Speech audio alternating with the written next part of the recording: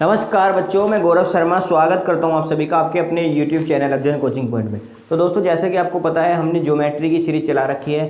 3 part में इसके already करा चुका हूं, जिसमें हमने लाइन और एंगल को बड़े ही अच्छे से डिस्कस किया हुआ है। आज हम ज्योमेट्री के पार्ट नंबर 4 को कराएंगे और आज एक नया टॉपिक हम यहाँ से शुरू करने वाले हैं, जिसका नाम है ट्राइंगल। आज हम ट्राइंगल को बिल्कुल बेसिक से पढ़ने वाले हैं कि ट्राइंगल होता क्या है, किस किस तरीके से ट्राइंगल बन सकता है। आज इसकी बेसिक क्लास होगी, फिर जो है इसके धीरे धीरे क्वेश्चंस जो हम लेंगे। आज भी कुछ क्वेश्चंस होंगे वैसे। चलिए देखिए, हम लेंगे आप ट्राइंगल। ठीक है, अब तक हमने ज्योमेट्री के 3 पार्ट कर लिए थे। आज हम पढ़ेंगे ट्राइंगल। ट्राइंगल मतलब त्रिभुज, त्रिभुज। ठीक है, हिंदी में बोले तो त्रिभुज। ठीक है, तो ट्राइंगल की अगर हम बात करें तो इसे 2 भागों में बांटा गया है। किस किस आधार पर हम ट्राइंगल को पढ़ने वाले हैं वो अब आप लोगों को समझना होगा। ठीक है, तो पहला पार्ट अगर मैं आपको बताऊं, ये बेस्ड ऑन एंगल। ठीक है, दूसरा पार्ट अगर मैं आपको बताऊं तो ये है बेस्ड ऑन साइड्स। 2 तरीके से हम जो है ट्राइंगल को पढ़ेंगे, बेस्ड ऑन एंगल और बेस्ड ऑन साइड। तो बेस्ड ऑन एंगल में सबसे पहले हम ट्राइंगल को पढ़ेंगे। तो पहला ट्राइंगल होगा आपका acute angle triangle. Acute angle triangle. ठीक है, एक्यूट एंगल ट्राइंगल की अगर मैं बात करूं, जिसे हम कहते हैं न्यून कोण त्रिभुज। इसे हम कहते हैं न्यून कोण त्रिभुज। ठीक है, न्यून कोण त्रिभुज से आप समझ गए होंगे कि एक ऐसा ट्राइंगल जिसके सभी कोण जो है 90 डिग्री से छोटे होते हों। एक ऐसा ट्राइंगल जिसके सभी कोण जो है 90 डिग्री से कोण, ये आप याद रख सकते हैं कि इसमें सभी कोण कैसे होते हैं, 90 से छोटे होते हैं। सभी कोण जो होते हैं 90 से छोटे, मतलब एंगल ए या एंगल बी या एंगल सी, सभी के सभी जो है 90 से छोटे होते हैं। बात आपको समझ में आ रही है? ये सभी के सभी 90 से छोटे होते हैं, जैसे ये ए और बी और सी हो गया। ठीक है, ये हो गया आपका एक्यूट एंगल। ठीक है, अगर मैं दूसरे ट्राइंगल की बात करूँ तो दूसरा ट्राइंगल आपका आता है right angle triangle. Right angle triangle, right angle triangle. तो राइट एंगल ट्राइंगल क्या होता है जी? इसको बोलते हैं समकोण त्रिभुज। क्या बोलते हैं जी इसको? समकोण त्रिभुज। त्रिभुज का साइन है। ठीक है, समकोण त्रिभुज इसको बोलते हैं। इसकी क्या खास बात होती है? ये ट्राइंगल कुछ इस तरीके से होता है। ठीक है, इसकी खास बात ये है कि इसमें एक एंगल जो है, एक एंगल, ठीक है, कितने डिग्री का होता है? 1 एंगल 90 डिग्री। एक एंगल जरूर 90 डिग्री का इसमें होता है। बात आप लोगों को समझ में आ रही है? एक एंगल अगर 90 डिग्री का है तो वो राइट एंगल ट्राइंगल होगा। राइट एंगल ट्राइंगल होगा। और अगर मैं तीसरे ट्राइंगल की बात करूं तो तीसरा जो इसमें ट्राइंगल होता है वो होता है obtuse angle triangle. Obtuse angle triangle. Obtuse angle triangle का मतलब है अधिक कोण त्रिभुज। कौन सा है? अधिक कोण त्रिभुज। अधिक कोण त्रिभुज। ठीक है, तो इसकी खास बात क्या है? इसमें जो एक एंगल होगा वो 90 से क्या होगा? 90 से बड़ा एंगल होगा। एंगल ए हो या एंगल बी हो या एंगल सी हो, कोई सा भी एक एंगल जो होगा वो हमेशा 90 से बड़ा होगा। तो इस तरह का ट्राइंगल जो है वो इस शेप में बनता है। ठीक है, इस तरह का जो ट्राइंगल है उसकी शेप क्या रहती है? उसकी शेप आपको ये मिलेगी। तो ये वाला एंगल देख रहे होंगे आप, 90 से बड़ा है नहीं? ये वाला एंगल 90 से बड़ा। ठीक है, तो आप इस तरीके से इसे कर सकते हैं। ठीक है, तो ये 3 तरह के एंगल हुए आपके। अगर हमने ये क्या पढ़ा था, हमने बेस्ड ऑन एंगल ट्राइंगल। ठीक है, बेस्ड ऑन एंगल ट्राइंगल को हमने 3 तरीके से पढ़ा। इसी तरीके से अगर हम बेस्ड ऑन साइड्स पढ़ें तो ये भी हमारा जो है 3 तरीके से ही पढ़ा जाएगा। ठीक है, बेस्ड ऑन साइड्स भी 3 तरीके से ही पढ़ा जाएगा। सबसे पहला आ जाता है scalene triangle. Scalene triangle. Scalene triangle को बोलते हैं विषम बाहु त्रिभुज। विषम बाहु त्रिभुज मतलब जिसकी सारी ही भुजाएं अलग अलग हों। ऐसा ट्राइंगल जिसकी सारी ही भुजाएं अलग अलग हों। अभी हमने एंगल बेस्ड ट्राइंगल पढ़ा है, अब हम भुजाओं बेस को जो पढ़ेंगे। ठीक है, साइड्स बेस पे पढ़ेंगे। तो जैसे ए है, ए के सामने वाली भुजा को छोटा ए, बी के सामने वाली भुजा को छोटा बी और सी के सामने वाले को छोटा, ठीक है। तो तीनों ही भुजाएं अलग अलग हैं, इसको कहा जाएगा स्केलन ट्रायंगल। बात समझ में आई, ठीक है। दूसरा ट्रायंगल आता है आइसोसेलिस ट्रायंगल। आइसोसेलिस ट्रायंगल, दूसरा ट्रायंगल आ जाता है आपका आइसोसेलिस ट्रायंगल, ठीक है। आइसोसेलिस ट्रायंगल को बोलते हैं समद्विबाहु त्रिभुज। समद्विबाहु त्रिभुज मतलब जिसमें दो भुजाएं आपकी समान हो, दो भुजाएं समान हो। ये जैसे कि अभी आपको मैं लाइन और एंगल में भी कॉन्सेप्ट समझा रहा था बार बार, इसकी दो भुजाएं समान हो, जैसे कि ये वाली भुजा और ये वाली भुजा समान है। अगर दो भुजाएं समान होती है तो दोनों एंगल समान हो जाते हैं, ये बात मैंने आपको बताई थी, ठीक है। तो इसकी खास बात क्या है आइसोसेलिस की, कि इसमें दो भुजा समान होती हैं। क्या होती हैं? दो भुजा समान होती हैं। अब वो कोई सी भुजा समान हो सकती है, मान लिया ये ए होगी, ये भी ए होगी, तो ये बी है, ठीक है। बात आप लोगों को समझ में आ रही है? अगर दो भुजा समान है तो इसलिए क्या हो जाते हैं, दोनों एंगल भी समान हो जाएंगे, दोनों कोण भी समान हो जाएंगे। अगर दोनों भुजा समान है तो दोनों कोण भी इसके समान हो जाएंगे। बात आपको समझ में आ रही है, ठीक है। अगर हम तीसरे ट्रायंगल की बात करें इसके भी, तो तीसरा ट्रायंगल जो इसका होता है वो होता है इक्विलेटरल ट्रायंगल। इक्विलेटरल ट्रायंगल, ठीक है। देखो स्पेलिंग पे मत जाना, थोड़ा स्पेलिंग गलत हो भी सकती है, ठीक है। इक्विलेटरल ट्रायंगल का मतलब है आपका समबाहु त्रिभुज। क्या है जी? समबाहु त्रिभुज। इक्विलेटरल ट्रायंगल क्या होता है? समबाहु त्रिभुज। तो इसकी क्या खास बात है? तीनों भुजाएं बराबर, तीनों भुजा बराबर होती हैं इसमें। इसमें तीनों भुजाएं बराबर होती हैं, मतलब तीनों ही बराबर। अगर तीनों भुजा बराबर हैं तो तीनों कोण भी बराबर होंगे, ठीक है। ये वाला और ये वाला तीनों कोण भी इसमें बराबर होंगे। अगर किसी ट्रायंगल के तीनों कोण बराबर हो, मान लिया ये एक्स है, ये एक्स है, ये एक्स है, तो एक्स प्लस एक्स बराबर कितना होता है? ट्रायंगल का योग 180। तो 3x बराबर कितना हो गया? 180, ठीक है। तो अगर 3 से इसे काटेंगे कितना आ गया? 60। तो x बराबर क्या आ गया? 60। इसका मतलब ये हुआ कि प्रत्येक समबाहु त्रिभुज का जो कोण होता है वो 60 डिग्री का होता है। कोई भी समबाहु त्रिभुज है उसका हर एक कोण जो है 60 डिग्री का होगा, क्योंकि हर एक कोण बराबर है। तो ये भी 60, ये भी 60, ये भी 60, 180 हो गया, ठीक है। और ये अभी स्केलन ट्रायंगल हमने आपको बताया, विषमबाहु त्रिभुज, आइसोसेलिस बताया। तो ये दो आधार पे हम ट्रायंगलों को पढ़ने वाले हैं, ठीक है। आइए अब देखते हैं ट्रायंगल के पैरामीटर के बारे में, ठीक है। ट्रायंगल का पैरामीटर या ट्रायंगल का एरिया क्या क्या होते हैं, ट्रायंगल की जो डायमेंशन है, इन सभी को हम डिस्कस करेंगे। चलिए पहले एक ट्रायंगल बना लेते हैं। ये हमने कोई ट्रायंगल बना लिया है, ठीक है। ये ए हुआ, ये आपका बी हुआ एंगल, और ये आपका एंगल सी हुआ, ठीक है। ये तीनों एंगल आपके बन चुके हैं। और अगर मैं इनकी साइडों के नाम दूं तो ये ए हो जाएगा, ये बी हो जाएगा और ये सी हो जाएगा। इस तरीके से आपका ट्रायंगल बन चुका है, ठीक है। एक और, ये तो एक ट्रायंगल आपका हो चुका है, ठीक है। चलिए अब मैं आपको एक बात आपको ध्यान से समझनी है कि किस तरीके से हम जो है इसका एरिया निकाल सकते हैं या इसका पैरामीटर निकाल सकते हैं। तो पैरामीटर, पहले हम एरिया की बात करते हैं। तो सबसे पहले हमने यहाँ से परपेंडिकुलर डाल लिया। अगर इससे परपेंडिकुलर डाल दिया तो इसको नाम दिया हमने H1। क्या नाम दिया हमने? H1, ठीक है। एक यहाँ से हम परपेंडिकुलर डाल लेंगे, ये परपेंडिकुलर डाल लिया हमने बी पे, ठीक है। और इसको नाम दे दिया हमने H2, ठीक है। एक तीसरा परपेंडिकुलर डाल लेंगे हम, तीसरा परपेंडिकुलर भी हमने डाल लिया और इसको नाम दे दिया हमने H3। क्या नाम दिया? H3, ठीक है।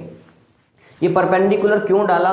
क्योंकि देखो इन परपेंडिकुलर को डालना बहुत ज़रूरी था। क्यों डाला मैं इसके बारे में डिस्कस करूँगा, ठीक है। चलिए अब हम बात करते हैं, ये परपेंडिकुलर एक तरीके से हाइट है इनकी, ठीक है। हम जानते हैं त्रिभुज का जो क्षेत्रफल होता है, त्रिभुज का जो क्षेत्रफल होता है वो होता है 1/2 बेस इंटू हाइट। इस बात को सभी जानते होंगे। त्रिभुज का क्षेत्रफल जो होता है बेस इंटू हाइट होता है। क्या होता है? Base into height. अब अगर आप इस त्रिभुज को देखेंगे ध्यान से, इस वाले त्रिभुज को अगर आप ध्यान से देखें ABC को, ठीक है, तो अगर मैं इसके हिसाब से निकालूं तो ये हो जाएगा 1/2। इसमें आधार क्या हो जाएगा जी? कितना? A, ठीक है। और ऊंचाई कितनी हो जाएगी जी? H1, ठीक है। आप लोगों की बात समझ में आ रही है? चलिए अब मैं इसे त्रिभुज को ऐसे ना लेके ऐसे ले लूं कि इसको मैं बेस मान लूं, इसको मैं बेस मान लूं, और ये जो है ये त्रिभुज होगी और ये वाली अब क्या हाइट होगी, ठीक है। तो इसके लिए फॉर्मूला क्या हो जाएगा? 1/2 बेस कितना हो जाएगा जी आपके बी, और हाइट कितना हो जाएगा आपके h2, क्योंकि भाई त्रिभुज है, जरूरी थोड़ी है ऐसे नापा जा सकता है, उसे तो किसी भी आधार से नाप सकते हो। भाई हाइट ही तो देखनी है, चारों तरफ से कैसे भी देख रहे हो हाइट बराबर होनी चाहिए। तो ये कोई सा भी एरिया निकालोगे, कैसे भी एरिया निकालोगे, त्रिभुज का एरिया तो बराबर ही रहना है, उससे कोई फर्क नहीं पड़ने वाला। इसी तरह से त्रिभुज का एरिया अगर मैं फिर से लगाऊं किस साइड के लिए, इसके लिए, तो ये हो जाएगा 1/2। अब क्या बेस इसको मान लेंगे, हाइट इसको मान लेंगे, तो 1/2 c गुना h3 क्या हो जाएगा, 1/2 c गुना h3। अगर यहाँ से आप देखें तो 1/2 सबसे कट जाएगा, ठीक है, 1/2 सब में कट गया, तो ये बचा A1H1 बराबर BH2 और बराबर CH3 बचा, ठीक है। अगर आप यहाँ से H1 अनुपात H2 और अनुपात H3 क्या है ये इसके, ये क्या है परपेंडिकुलर, ये क्या है इसके हाइट, क्या है ट्राइंगल की हाइट। तो अगर किसी ट्राइंगल की हाइट का रेशो दिया हुआ हो और आपसे उसकी लेंथ का रेशो पूछे तो आप कैसे निकालेंगे, तो हाइट का रेशो ये जो इसके मल्टीप्लाई में होता है ये अपोन में चला जाता है। आपने एक रूल तो पढ़ा ही होगा यार, ए बी बराबर कॉन्स्टेंट होता है। ए बी बराबर कॉन्स्टेंट का मतलब तो यही है ना, ए बराबर 1/b, भाई कॉन्स्टेंट अपॉन बी, ये इधर चला जाएगा। तो सिंपल सी बात है, ये इसका अपोजिट होता है, ये इसके अपोजिट होता है, एक बढ़ता है तो एक घटता है। तो सिंपल सी बात है, वही प्रोसेस यहाँ लगना है। अगर ये AH1 है, हम H1 निकाल रहे हैं, H1 H2, तो ये इनके बटे में चला जाएगा। तो यहाँ क्या आ जाएगा आपका A 1/b और 1/c, ठीक है। तो H1 ratio H2 ratio H3 जो आ जाएगा वो आ जाएगा 1/a 1/b 1/c आ जाएगा। इसी तरह से अगर आप ABC का निकालेंगे तो ये इसके अपोन में चला जाएगा। ये तो एक रिलेशन था, कभी कभी इस रिलेशन पे क्वेश्चन आ जाता है, तो इसलिए मैंने ड्राइव कर दिया, ठीक है। अब बात करते हैं इसके पैरामीटर की, ठीक है। तो पैरामीटर क्या होता है इसका, भाई इसका पैरामीटर, किसी भी चीज़ का पैरामीटर जो होता है उसकी चार दीवारों पर चलना, बाउंड्रियों पर चलना जो है उसका पैरामीटर कहलाया जाता है, परिमाप कहलाया जाता है, ठीक है। जैसे कि अब यहाँ से हम चलना स्टार्ट करेंगे बाउंड्रियों पे, त्रिभुज तो यही है ना, यही तो त्रिभुज है, अंदर तो हमने कंस्ट्रक्ट किया है। तो यहाँ से अगर हम चले, फिर ऐसे चले और फिर उसी जगह पर हम पहुँच गए, मतलब जिस स्थान से चल रहे हैं उसी पे लौट के आ जाना, चारों दीवारों पे चलना, वो उसका पैरामीटर होता है, चाहे वो कोई भी आकृति हो। बात समझ में आ रही है। तो इसलिए इसके अगर पैरामीटर की बात करूं तो पैरामीटर क्या हो जाएगा इसका, a + b + c हो जाएगा। क्या हो जाएगा पैरामीटर, a + b + c, ठीक है, a + b + c हो जाएगा। परंतु हमें पैरामीटर की जरूरत नहीं पड़ती है, जरूरत पड़ती है किसकी, सेमी पैरामीटर की। किसकी जरूरत पड़ती है, सेमी पैरामीटर की। अब सर्कल, जैसे आपको पता है एक सर्कल होता है, ठीक है, सर्कल जो होता है, सर्कल का एरिया कितना होता है भाई, πr², ठीक है। अगर आपसे सेमी सर्कल का पूछने लगे तो आप उसका हाफ कर देते हैं, क्या कर देते हैं, हाफ कर देते हैं, आधा कर देते हैं, ठीक है। इसी तरह से अगर पैरामीटर अगर आपका ये है, तो मैं अगर आपको सेमी पैरामीटर की बात करूं, अगर मैं आपसे कहूं जी मुझे तो इसका सेमी पैरामीटर बताओ, सेमी पैरामीटर, ठीक है, तो आप क्या बताएंगे सेमी पैरामीटर, तो ये बताएंगे आप जी a + b + c, तो इसका पैरामीटर था, उसका हाफ कर दो, और इसे डिनोट किससे कर रहे हैं, s से, तो s बराबर हो जाएगा a + b + c/2, ठीक है। तो ये होता है सेमी पैरामीटर इसका। बात समझ में आई। अब इस s की जरूरत हमें क्यों पड़ी, इस s की जरूरत हमें इसलिए पड़ी क्योंकि इस तरह का जो ट्राइंगल है उसका एरिया हम हाइट वगैरह से नहीं निकाल सकते। तीनों कंडीशन में जो है अलग अलग हाइट का कब हम लगा सकते हैं, कब लगा सकते हैं, जब हमारा आइसोसेलिस ट्राइंगल हो या राइट एंगल ट्राइंगल, तभी हम फॉर्मूला 1/2 बेस इंटू हाइट लगा सकते हैं। क्यों, क्योंकि उसमें दोनों साइडें बराबर हो जाती हैं, या उसमें हाइट हमें दी हुई होती है। बस भाई राइट एंगल ट्राइंगल तो देखो, यहाँ राइट एंगल ट्राइंगल है, ये हो गया राइट एंगल ट्राइंगल, इसमें तो हाइट हमें दी हुई है कि भाई ये हाइट है। और इसी तरह से आइसोसेलिस ट्राइंगल की अगर हम बात करें तो इसमें ये वाली भुजा और ये वाली भुजा बराबर है, तो ये जो लाइन डालेंगे तो दोनों पे बराबर फर्क पड़ेगा, दोनों से सेम आएगी। अगर हम तीनों भुजाएं बराबर हैं तो ये पता नहीं, तीनों भुजाएं अलग अलग हैं, तो भाई हम कैसे निकालेंगे। अगर मान लिया परपेंडिकुलर हमने ये डाल भी दिया और हमने लगा दिया पाइथागोरस प्रमेय, कौन से वाले में, इस पार्ट में लगा दिया, ठीक है, इससे हमने हाइट निकाल दी। फिर अगर हम इसके हिसाब से निकालेंगे, ये अलग वैल्यू ये अलग है, तो ये तो हाइट बराबर आने की नहीं है। तो जब हमें हाइट का पता नहीं चलने का तो फिर एरिया कैसे निकालेंगे। तो उसके लिए एरिया के लिए एक फॉर्मूला आ जाता है त्रिभुज का area, √s × s - a s - b और s - c, ये इसका फॉर्मूला होता है, ठीक है। और इसे कहते हैं हीरोन्स फॉर्मूला। क्या कहते हैं इसे कहते हैं हम लोग हीरोन्स फॉर्मूला। हीरोन्स फॉर्मूले से हम किसी भी किसी भी स्केलन ट्रायंगल विषम बाहु त्रिभुज का एरिया निकाल सकते हैं। एस क्या है? एस हमारी ये वाली वैल्यू है कि तीनों का सम और बाय 2, ये वैल्यू हमारी क्या होगी? एस की वैल्यू होगी। आप लोगों के बात बहुत समझ में आ गई होगी, ठीक है। आइए कुछ ट्रायंगल के बारे में चीज़ें सीखते हैं। और ये ट्रायंगल कॉन्सेप्ट जिसकी पकड़ में आ गया वो समझो ट्रायंगल को बिल्कुल ऐसे करके जाएगा कि हाँ उसका कोई भी क्वेश्चन यहाँ से बचने वाला नहीं है ट्रायंगल से, ठीक है। तो सही है, आइए ट्रायंगल से हम देखते हैं क्या क्या कॉन्सेप्ट हमारे बनते हैं। ट्रायंगल कॉन्सेप्ट, ये बात आपको याद रखनी है।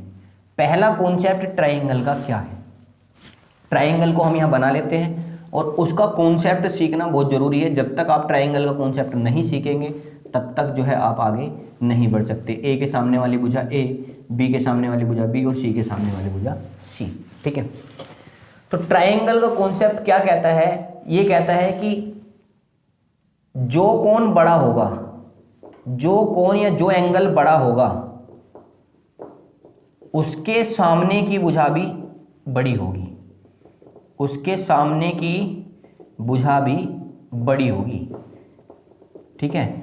आप समझ रहे हैं इस बात को मैं क्या कह रहा हूं? मान लेते हैं हम अपनी तरफ से लेट एंगल बी को बड़ा मान लेते हैं। Let angle B equal to largest, angle B सबसे बड़ा है, तो एंगल बी के सामने कौन सी भुजा आ रही है? ए सी, तो इसलिए यहाँ पे ए सी इज इक्वल टू लार्जेस्ट हो जाएगा। ये बात समझ में आ रही है, ठीक है। देखो इसका डेरिवेशन करना है तो बहुत लंबा बैठ जाएगा, ठीक है, सारी चीज़ें लेके नहीं चल सकते, हम तैयारी कर रहे हैं, ठीक है। तो ये बातें आपको याद रखनी है, इतनी बेसिक बातें याद कर सकते हो। जहाँ डेरिवेशन की जरूरत पड़ेगी मैं करा दूंगा, ठीक है। चलिए ये बात आपको समझ में आई। दूसरी बात आपको क्या समझनी है? दूसरी बात आपको ये समझनी है कि किसी भी त्रिभुज की दो भुजाओं का योग, दो भुजाओं का योग या सम, ठीक है, उसकी अन्य या उसकी तीसरी भुजा से, उसकी तीसरी भुजा से अधिक होता है। क्या होता है? अधिक होता है। बात समझ में आ रही है? तथा इसमें एक बात बच्चे छोड़ देते हैं, ये बात जरूर याद रखनी है, ठीक है। तथा उन्हीं दो भुजाओं का, जिनके योग की बात हुई है, उन्हीं दो भुजाओं का अंतर, ठीक है, उन्हीं दो भुजाओं का अंतर उसकी तीसरी भुजा से कम होता है। क्या होता है? कम होता है। दोनों ही बात आपको याद रखनी है। पहली बात क्या है कि दो भुजाओं का योग तीसरी भुजा से अधिक होता है, परंतु उन्हीं अगर दो भुजाओं का जिनका योग करके देखा, अगर हम उनका अंतर करके देखें तो वो तीसरी भुजा से कम होता है। अगर ये दोनों बात सेटिस्फाई, कभी कभी ये वाली बात सेटिस्फाई हो जाती है ऊपर वाली और नीचे वाली सेटिस्फाई नहीं होती, मैं भी आपको क्वेश्चन कराऊंगा, आपको पता चल जाएगा, ठीक है। तो वो ट्रायंगल नहीं बनेगा। अगर ये दो बात, देखो ये वाली बात तो इतनी खास नहीं है, अगर ये दूसरी वाली बात कहीं भी सेटिस्फाई कर रही है, इसकी दोनों बात जो मैंने बताई हैं, ठीक है, तो ट्रायंगल पॉसिबल है, वरना ट्रायंगल ही पॉसिबल नहीं है, ठीक है। आइए इसे करके देखते हैं कैसे ये होता है, ठीक है। चलिए कोई भी एक भुजा, हम कोई भी भुजा की बात कर रहे थे, तो हम एक काम करते हैं, ये वाली जो भुजा है इसके बराबर हमने एक भुजा यहाँ, चलो मैं यहाँ बना देता हूँ ट्रायंगल दूसरा, ठीक है। ध्यान देना इस बात पे, बिल्कुल सेम ऐसे ट्रायंगल है। ये बी हो गया, ये आपका सी हो गया और ये ए हो गया। तो ए के सामने वाली भुजा ए, बी के सामने वाली भुजा ए और सी के सामने, ठीक है। अब आपको यहाँ ध्यान देना है, ठीक है। ध्यान क्या देना है? हम ये बात प्रूव कर रहे हैं क्या कि दो भुजाओं का योग तीसरी भुजा से अधिक कैसे होता है, ठीक है। एक बार केवल एक के लिए प्रूव करेंगे हम, बाकी तो कोई सी भी हो सकती है, हम एक को मान के चलते हैं। मान लेते हैं ये वाली जो भुजा है, इसको हम इतनी ही लंबाई की भुजा इसको आगे बढ़ा लेते हैं, हमने इसको आगे बढ़ा लिया, ठीक है, और इसको आगे हमने क्या कर लिया? बढ़ा लिया है, ठीक है। तो इसका मतलब जितनी ये थी उतनी ये बराबर हैं ये दोनों भुजा। अगर ये दोनों भुजाएं बराबर हैं और इसको हम बढ़ा सकते हैं आगे, और हमने क्या कर लिया? इसको इससे मिला लिया, इसको इससे मिला लिया। बात समझ में आई है आप लोगों के, ठीक है। आप लोगों की बात समझ में आ गई होगी बहुत बढ़िया तरीके से। चलिए अब आप एक बात देखिए, मान लेते हैं ये वाला एंगल जो है ये थीटा है, ये वाला एंगल हमने मान लिया ये क्या है आपका थीटा है, क्या है ये वाला एंगल आपका थीटा है, ठीक है।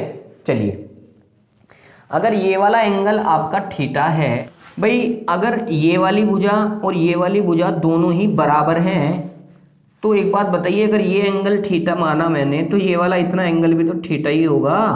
अगर ये थीटा है तो ये थीटा हो, क्योंकि दोनों भुजाएं बराबर है। अभी मैंने एक बात आपको बताई है कि जब दो भुजाएं बराबर होती हैं तो उनके दोनों एंगल भी बराबर होते हैं, ठीक है।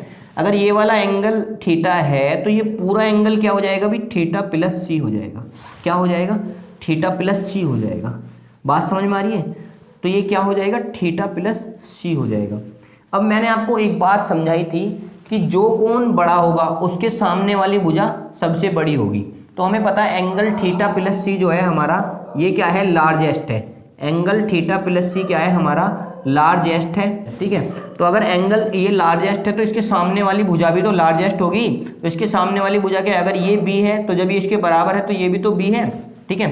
तो सामने वाली भुजा इसके बराबर होगी। सामने वाली भुजा क्या है इसकी, यहाँ पे ए बी सी, इसको डी मान लेते हैं, ठीक। सामने वाली भुजा क्या है, बी डी, क्या है, बी डी क्या होगी, लार्जेस्ट होगी। अभी ये बात मैंने आपसे बताई है। तो बी डी की वैल्यू कितनी है भाई, बी डी की वैल्यू कितनी है, अब ये देखिए बी डी की वैल्यू कितनी है जी, बी प्लस सी। कितनी वैल्यू है बी डी की, बी प्लस सी। और ये बड़ी होगी, लार्जेस्ट होगी तो ये बड़ी होगी किससे, तीसरी भुजा से। तीसरी भुजा क्या है, ए। तो अगर आपने देखा होगा हमने ये सिद्ध करके दिखा दिया कि b प्लस सी किस तरीके से a से बड़ी आई है। दो भुजाओं का योग जो है भाई, मैंने आपको एक बात बताई थी कि जब जो कोण बड़ा होगा उसके सामने वाली भुजा बड़ी होगी, ठीक है। अब बड़ी होगी इसके सामने वाली भुजा तो यहाँ से यहाँ तक की भुजा होगी ना अब ये, ठीक है। और ये क्या है, b प्लस सी, क्या है ये, b प्लस सी। अगर ये बड़ी है किससे, फिर तो ये तीसरी से बड़ी है, तो सबसे बड़ी है तो वो सबसे ही बड़ी होगी, तो ए से तो वो बड़ी होगी नहीं। तो इसलिए दो भुजाओं का योग जो है तीसरी भुजा से बड़ा आता है। इसी तरह से अगर ये वाला ट्रायंगल यहाँ ना बना के यहाँ बना लोगे तो भी यही आएगा, और इधर बना लोगे तो भी यही आएगा, अलग अलग तरीके से। तो हम कह सकते हैं कि बी प्लस सी, इस वाले परिभाषा से हम कह सकते हैं कि बी प्लस सी बड़ा होगा ए से, या ए प्लस बी बड़ा होगा सी से, या क्या कहेंगे ए प्लस सी जो बड़ा होगा वो बी से। ये तीन कंडीशन हमारी बन सकती हैं इसे अगर हम ड्राइव करके देखें। अगर हम इसे ड्राइव करके देखें तो हमारी पूरी तीन कंडीशन इसमें बनेंगी। चलिए अब हम तीनों कंडीशनों का प्रयोग करके दूसरे वाली बात को कैसे सोल्व करते हैं, इस चीज़ को आपको समझना होगा कि ये सबसे छोटी कैसे हुई, ठीक है। इस चीज़ को हम यहाँ समझेंगे इतनी सी लाइन में। चलिए यहाँ से हम वैल्यू निकाल लेते हैं। यहाँ से हमने वैल्यू निकाल ली बी की, इक्वेशन 1 से। तो b जो है ये b बराबर आ जाएगा b जो है ग्रेटर है a माइनस सी से, b जो है बड़ा है a माइनस सी से। और यहाँ पे अगर हम बात करें तो b बड़ा हो जाएगा c माइनस सी से। b ग्रेटर यहाँ पे हुआ a माइनस सी से इस वाली इक्वेशन से, और इस वाली इक्वेशन से b जो है यहीं रहेगा, a को इधर ले जाएंगे c माइनस सी। तो हम इस बात को कह सकते हैं कि b जो बड़ा है वो a माइनस सी से भी बड़ा है और c माइनस ए से भी बड़ा है। तो हम इस बात को ऐसे नहीं कह सकते b बराबर c माइनस ए कर लो या a माइनस सी कर लो, उससे कोई हमें फ़र्क नहीं पड़ने वाला है, उससे हमें कोई फ़र्क नहीं पड़ने वाला है। क्यों नहीं पड़ने वाला है, क्योंकि जो है a माइनस सी भी ए से भी बड़ा है और b माइनस सी से भी। तो मतलब इसको मॉडस लगाएंगे कि ये वाली वैल्यू जो है प्लस में आएगी। अगर हम a वाली बात करें, चलो मैं a वाली ही निकाल के दिखा देता हूँ। तो a बराबर क्या हो जाएगा, यहाँ a बराबर कह रहा हूँ सॉरी, a जो है बड़ा हुआ है किससे, c माइनस बी से, और यहाँ इस वाली इक्वेशन से आया है, ठीक है। और इस वाली इक्वेशन से a जो है बड़ा है किससे, b माइनस सी से, ठीक है। तो अब आप यहाँ देख रहे होंगे कि a जो है कैपिटल आ गया किससे, b माइनस सी कह दो या c माइनस बी, कुछ भी कह दो, मोड़ लगा दो।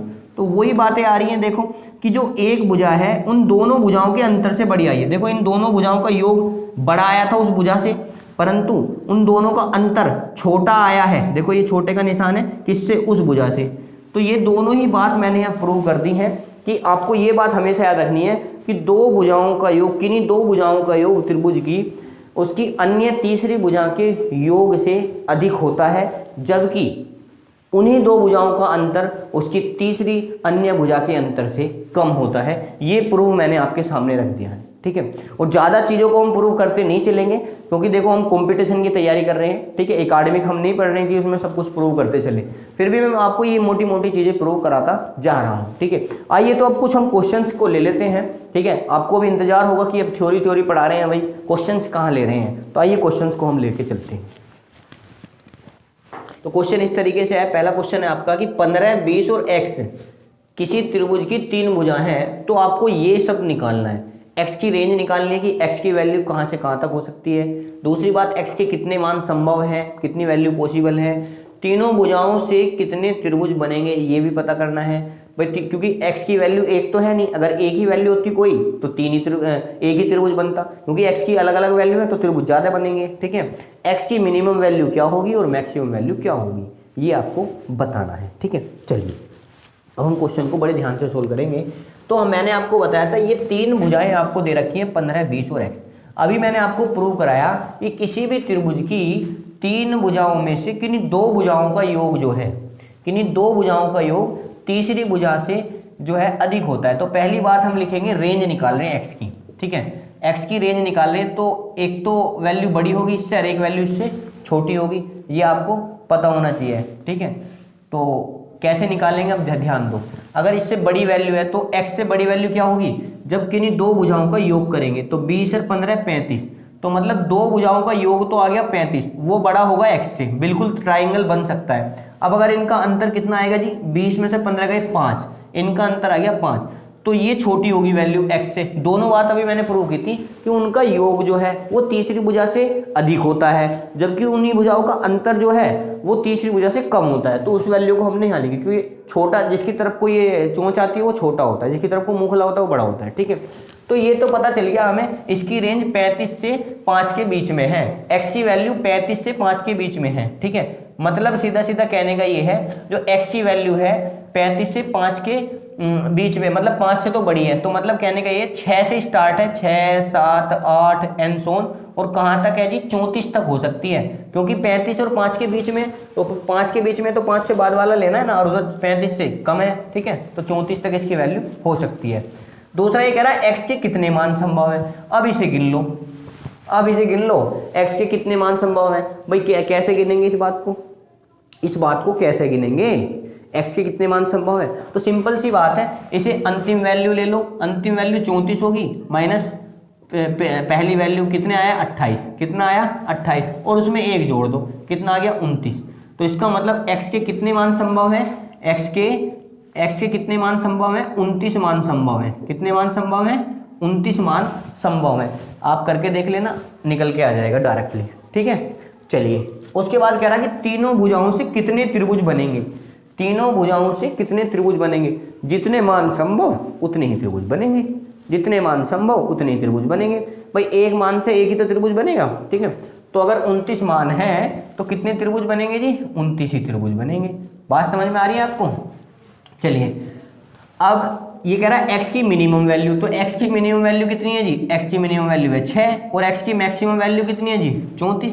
तो ये सभी इसके आंसर होंगे। इतना सिंपल सा तरीका था। ठीक है, अगर आपको त्रिभुज कितने बनेंगे डायरेक्टली ये बात पूछ लेता है, कभी कभी ये देगा कि इसके त्रिभुज कितने बनेंगे, तो इसके लिए मैं आपको एक ट्रिक भी बता देता हूँ। चलो एक ट्रिक आपको याद रखनी है कि नंबर ऑफ ट्राइंगल अगर आपको निकालने, नंबर ऑफ ट्राइंगल, ठीक है, कि मतलब कितने त्रिभुज बनेंगे, तो आप एक बात करें, छोटी भुजा ले, छोटी भुजा कितनी है 15, उसका 2 गुना कर दें, क्या कर दें 2 गुना, और उसमें से 1 घटा दें, तो 15 दूनी 30 में से 1 गया 29 ट्राइंगल बनेंगे। डायरेक्टली आ गया आपका। ठीक है, और जितने ट्राइंगल बनेंगे उतना ही क्या होगा, उतने ही x के मान संभव होंगे। डायरेक्ट यहाँ से तुम 2 बातों को बता सकते हो कि x के कितने मान होंगे। अगर आपसे ये पूछे भाई, अगर आपसे ये पूछे कि रेंज क्या है, तो फिर तो आपको निकालना पड़ेगा, ये है नहीं कितने मान संभव है, ये निकालना पड़ेगा।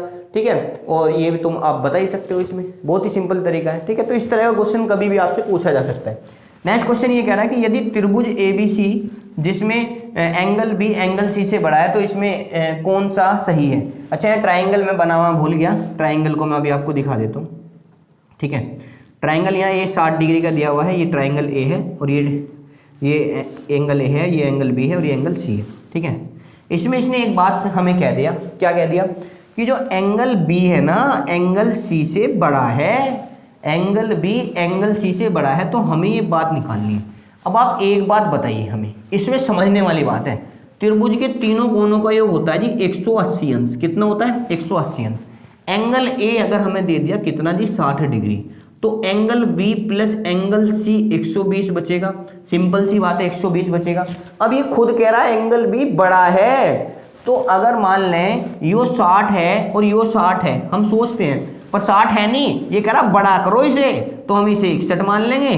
इसे क्या मान लेंगे 61, और इसे हम क्या मान लेंगे 59, क्योंकि इसको बड़ा करना है, बराबर तो हम कर नहीं सकते ना। तो या इसको 62 कर लो, या तो इसको 62 कर लो, और या इसको 58 कर लो। बात समझ में आ रही है? तो तीनों हमें पता चल गए एंगल।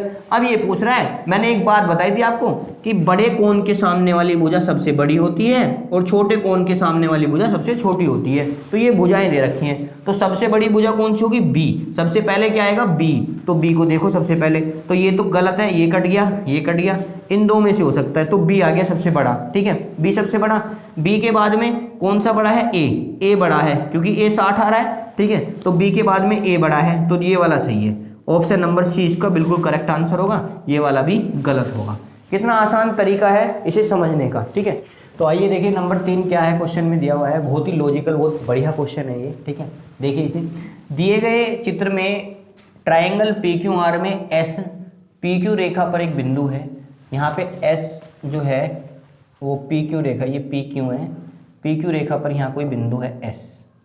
ठीक है, और ये कह रहा है कि PR बराबर 8 सेंटीमीटर दे रखा है, PS बराबर 3 सेंटीमीटर है, जबकि QR बराबर आपका 15 सेंटीमीटर है। तो SQ की लंबाई पूछा है, ये वाली लंबाई आपसे पूछी है कि इस लंबाई को अगर आप हमें ज्ञात कर दोगे ना तो आपकी बहुत ही मेहरबानी हो जाएगी अगर आप इसे जो है निकाल लेंगे। चलिए, अभी हमने एक रूल पढ़ा है। हमने क्या रूल पढ़ा है कि हमने देखा है कि ट्राइंगल कोई भी है उसकी दोनों भुजाओं का योग जो है वो तीसरी भुजा से अधिक होता है। ठीक है, या उन दोनों का अंतर जो है वो तीसरी भुजा से छोटा होता है। दोनों बात पढ़ी है हमने, पढ़ी है नहीं, ये दोनों बात पढ़ी है। चलिए, तो हम दोनों बातों को अप्लाई करते हैं। ठीक है, अब हमें पता है हम PQ की बात करते हैं। ध्यान दें, अगर हम यहाँ से PQ ही निकाल लें, पूरा PQ निकाल लें, तो इसके लिए हमें क्या निकालना होगा जी? इसके लिए हमें निकालना होगा, अगर हम इन दोनों का योग कर दें, किस किस का? इन दोनों का, 15 और 8 का, दोनों भुजाओं का योग कर दें तो कितना आएगा? 23। तो PQ की वैल्यू जो है 23 से तो छोटी है, 23 से तो छोटी है, परंतु अगर इनका अंतर कर दें तो आएगा 7 से बड़ी है। इसका मतलब PQ की वैल्यू जो है 23 से तो छोटी है और 7 से बड़ी है। ठीक है, चलिए अब यहाँ पे हमें देखो 23 से अगर छोटी है PQ की वैल्यू, तो ये ऑप्शन तो पहले ही कट गया, क्योंकि ये तो इसकी वैल्यू पूछ रहे हैं ना, इसकी 24 बता रहा है। ठीक है, चलिए अब वो 23 से छोटी बता रहा है, ये बात सुन, तो इसका मतलब 7 से बड़ी मतलब 8, 9, 10 और कुल मिला के 22 तक वैल्यू हो सकती है। कहाँ तक हो सकती है? 22 तक इसकी वैल्यू कुछ भी हो सकती है। ठीक है, तो इसने क्या किया है, अब देखो ये कह रहा है कि SQ की वैल्यू कितनी है जी? SQ की वैल्यू ये अगर हम 20 रखें यहाँ, तो 20 और 3 कितना हो जाएगा? 23। जबकि जो 23 से छोटी वैल्यू है PQ की, तो PQ की वैल्यू टोटल अगर हम PQ की वैल्यू देखें, वो वैल्यू तो हमारी 23 से छोटी है, यहाँ बन रही है।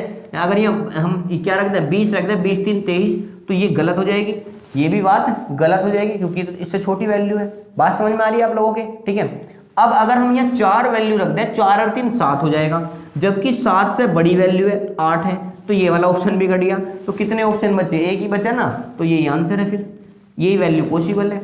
ठीक है, यही वैल्यू पॉसिबल है। बात आप लोगों की समझ में आ रही है? तो 13 ही इसमें पॉसिबल वैल्यू, तो इसको इसी तरीके से हमें देखना था।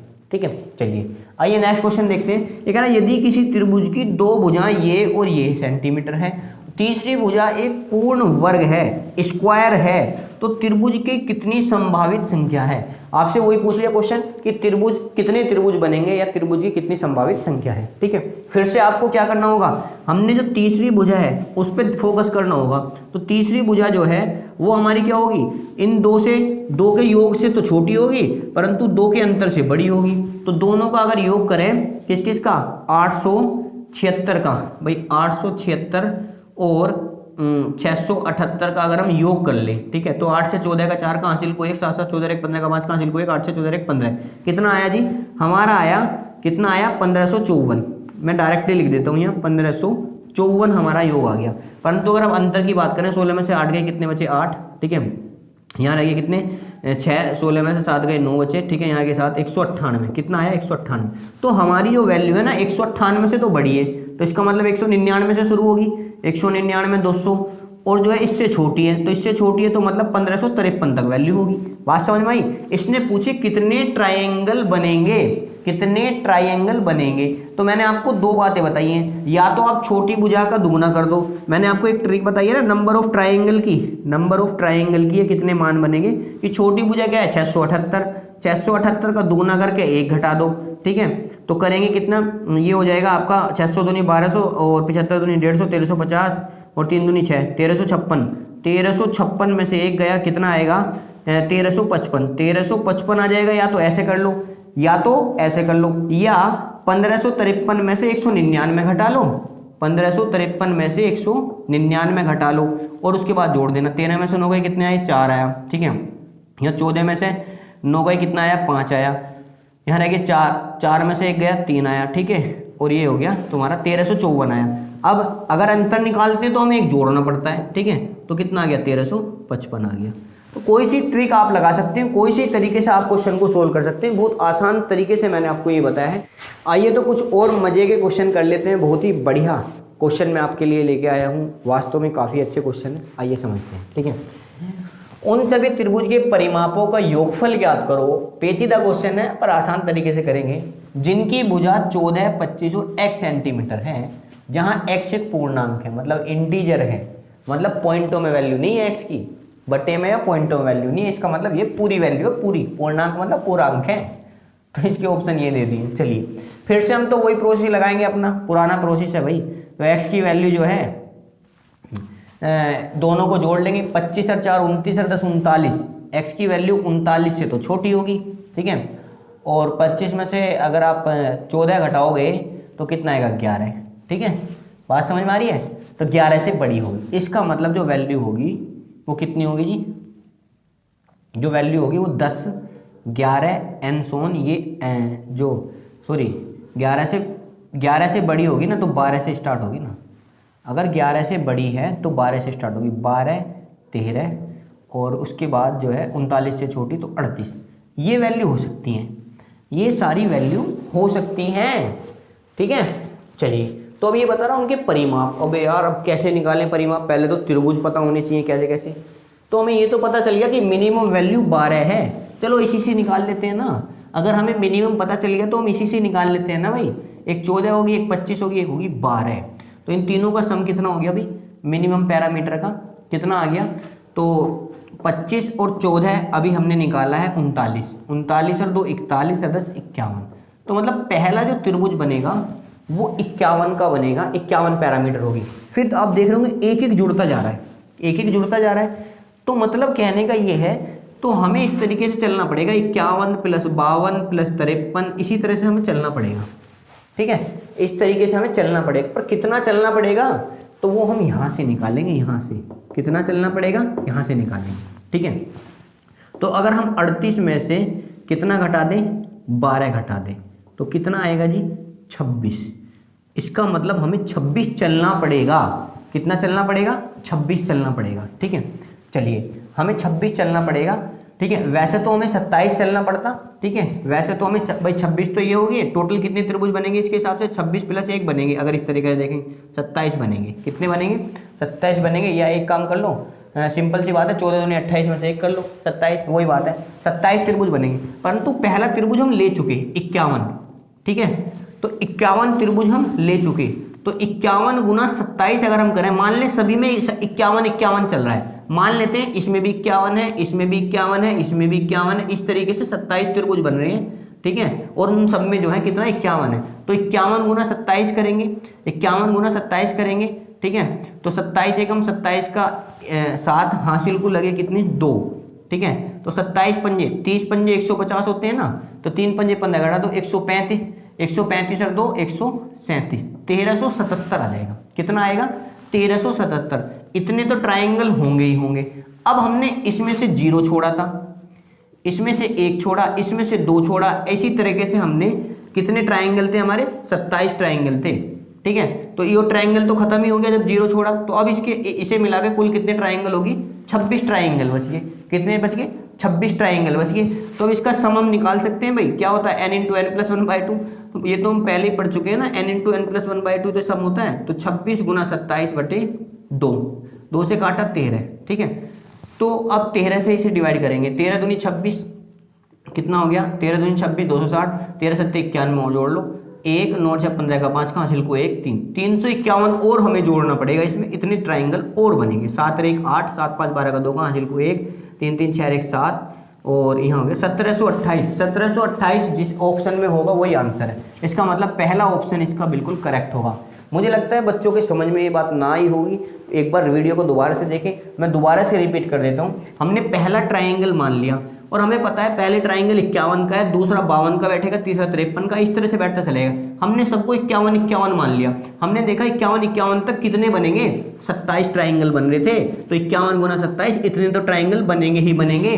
अब हमने कितना छोड़ा, इसमें से एक छोड़ा, इसमें से एक छोड़ा, इसमें से, इस तरीके से हमने 26 ट्राइंगल में, क्योंकि पहले में से तो कुछ भी नहीं छोड़ा हमने, तो 26 ट्राइंगल 26 ये छोड़े, तो 1 2 3 4 5 6 26 का सम निकालना है। सम कैसे निकालते हैं, n इंटू एन प्लस 1/2, तो 26 इंटू 26 गुना 27 13 ये आया 351 है, तो 1728 ट्राइंगल हमारे इसमें जो है 1728 और इसमें ऐड करना पड़ेगा, तो कुल योगफल जो बना हमारा इसका परिमाप होगा कितना आया 1728 हमारा योगफल आएगा परिमाप का। ठीक है, ये पैरामीटर का ही तो योगफल लेके चल रहे हैं। चलिए, ट्राइंगल की 3 भुजाएं एक्स वाई जेड हैं, पूर्णांक हैं, और एक्स जेड बराबर दे रखा है जी 12 सेंटीमीटर। तो अब क्या बताना है कितने, तो 2 भुजाओं का अब क्या दे दिया गुणनफल। चलिए, अगर 2 का गुणनफल दे दिया तो हम उसके हिसाब से कर देते हैं। ये अगर 12 दे रखा है तो 12 की कंडीशन को हम कैसे सोल्व करेंगे, यहाँ को लिख देता हूँ एक्स जेड बराबर 12। अब 12 किन कंडीशनों में हो सकता है, या तो 1 और 12 हो सकता है, ठीक है, या क्या हो सकता है 3 और 4 हो सकता है, या 6 और 2। मुझे नहीं लगता इनके अलावा, 3 कंडीशनों के अलावा अगर कोई 12 बन रहा हो। ठीक है, ये 3 ही कंडीशन ऐसी हैं जिनमें 12 बन सकता है। बात समझ में आ रही है। चलिए, तो ये इनमें दोनों वैल्यू को हम लेके चलते हैं। पहली कंडीशन में कितने त्रिभुज बनते हैं ये लेके चलते हैं, एक्स और जेड हो गया, हम वाई को ले लेंगे। ठीक है, तो हमने देखा एक भुजा 1 है, एक भुजा 12 है, तो 12 और 1 13, तो वाई की वैल्यू एक तो 13 हो सकती है, 13 से जो है क्या नाम है वो छोटी होगी, और किससे बड़ी होगी, 12 एकम 12, 12 से बड़ी होगी। ठीक है, 12 से बड़ी होगी और 13 से छोटी होगी। भाई 12 एकम 12 है ना, तो 12 और 1 13, सॉरी 12 एकम 12 और 12 में से गया 11, सॉरी गलत मैं बता रहा हूँ, कितना आएगा 11। तो 11 से बड़ी और 13 से छोटी एक ही वैल्यू बनेगी। कितनी वैल्यू बनेगी, इसकी एक वैल्यू बनेगी, और वो कौन सी, एक ही वैल्यू बनेगी।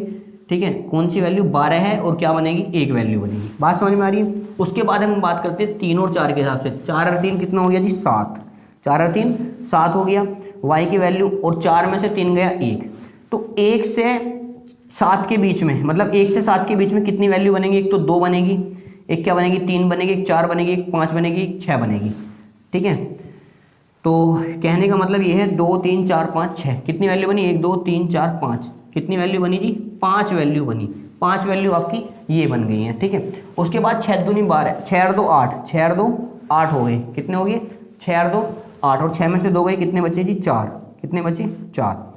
अब 4 से 8 के बीच में कौन कौन सी वैल्यू बनेगी, 5 बनेगी, 6 बनेगी और 7 बनेगी।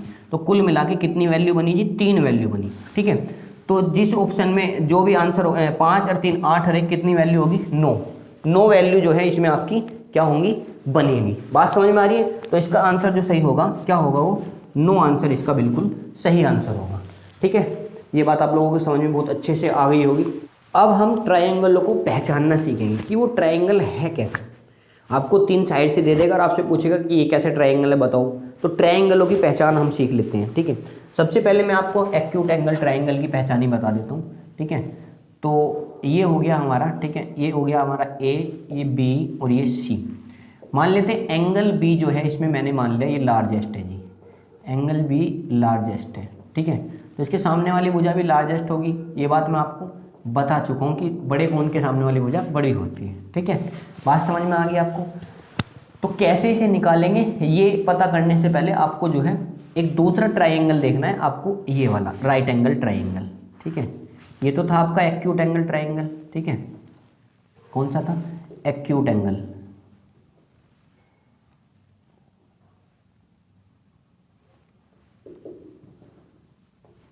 ठीक है, न्यून कोण त्रिभुज। अब पहले इसे अगर आप देख लेंगे तो आपको बहुत अच्छे से समझ में आ जाएगा। अगर आप राइट एंगल ट्राइंगल को देख लें, ये 90 डिग्री है, ऑब्वियसली बात है 90 डिग्री अगर एक अकेला ही कोण बन रहा है तो वो लार्जेस्ट होगा। ठीक है, क्यों होगा? क्योंकि तीनों कोनों का 180 होता है, बाकी दोनों का जोड़ के 180 होगा। तो इसका मतलब AC इसमें क्या होगी? लार्जेस्ट होगी। AC इसमें क्या होगी? लार्जेस्ट होगी। ठीक है, अब आपने पाइथागोरस प्रमेय अगर आपने पढ़ी हो, ये हो गया B यहाँ पे, ठीक है, और इसके सामने वाली भुजा B, इसके सामने वाली भुजा C और इसके सामने वाली भुजा A। ठीक है, तो पाइथागोरस प्रमेय का जो फॉर्मूला होता है वो क्या होता है कि हाइपोटेनियस का स्क्वायर, परपेंडिकुलर का और बेस का स्क्वायर, मतलब कर्ण का स्क्वायर बराबर लंब का स्क्वायर प्लस आधार का। तो यहाँ से B स्क्वायर बराबर क्या आ जाएगा? A square plus C square. ये बात होती है नहीं होती है? अगर ये बात आपकी समझ में आ रही है, ये बात होती है, तो उसको बोलते हैं राइट एंगल ट्रायंगल। अगर ये राइट एंगल ट्रायंगल है तो अब हम इस ट्रायंगल पे आते हैं। इसमें ऐसा क्या होता है, आपको लार्जेस्ट साइड में बार बार क्यों कह रहा हूँ कि आपको लार्जेस्ट साइड पे ही जाना है। तो लार्जेस्ट इसमें B है, इसके सामने A है और इसके सामने C है। तो लार्जेस्ट साइड, अगर एंगल आपका एक्यूट है तो लार्जेस्ट साइड जो है, अगर एक्यूट का मतलब होता है छोटा 90 से, तो लार्जेस्ट साइड का जो है स्क्वायर है वो छोटा होगा बाकी दोनों साइड के स्क्वायर के सम के। ठीक है, यहाँ पे तो बराबर हो रहा था क्योंकि ये राइट एंगल था, तो बाकी दोनों के यहाँ पे क्या होगा? छोटा होगा, क्योंकि ये एंगल भी तो एक्यूट एंगल वाला ट्रायंगल है। और अगर मैं बात करूँ कौन से? ऑब्ट्यूस एंगल ट्रायंगल की, ऑब्ट्यूस एंगल ट्रायंगल की अगर मैं बात करूँ, मतलब अधिक कोण त्रिभुज की। कौन से कोण त्रिभुज की? अधिक कोण त्रिभुज की। अधिक कोण त्रिभुज की अगर मैं बात करूँ, इसको भी हम ऐसे नाम दे देते हैं A, B और C। ठीक है, आपको दिख ही रहा है इसमें क्या है, ये B हो गया, ये A हो गया, ये C हो गया। तो इसमें भी एंगल B लार्जेस्ट है।